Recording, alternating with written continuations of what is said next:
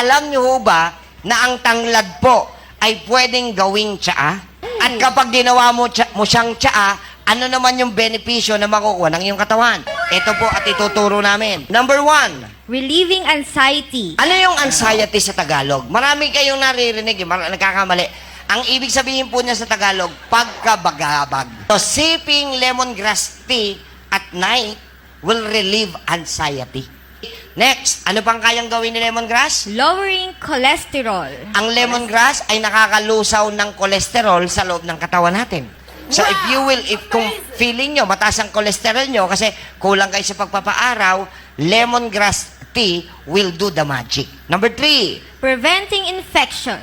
napakataas ng antibacterial and antivirus property po ng lemongrass. So pag umiinom kayo niyan at kung may bacterial infection kayo, mapapansin nyo kung kayo ay may sugat, mabilis gumagaling ang sugat. Bakit? Pine-prevent niya na kumalat ang infection.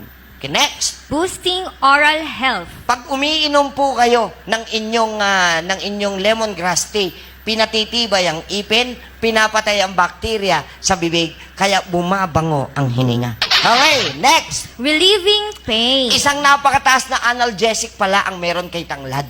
Kaya kung kayo ay mahilig magtanglad, if you do have pain at uminom kayo ng lemongrass tea, i-relieve niya yung pain ninyo. Ituturo ko kung paano nyo gagawin, ha? Next, boosting red blood cell levels. Kung mababa po ang RBC ninyo or hematocrit, malaki po maitutulong ng lemongrass tea para po paangatin yung level ng RBCs ninyo or red blood cells. And lastly, Relieving bloating. kung kayo ay nararamdaman nyo na hindi kayo indigested, hindi kayo masyado matunawan, at parang may gas, parang gusto mong umutot, madighay, pero hindi mo magawa. So, paano gagawin ang lemongrass tea? Kukuha ka lang ng 2 stalks of fresh lemongrass. Ano yung stalks? Yung haba. 2 lang, ha? 2. Tapos, ikakat mo siya into 1-inch pieces.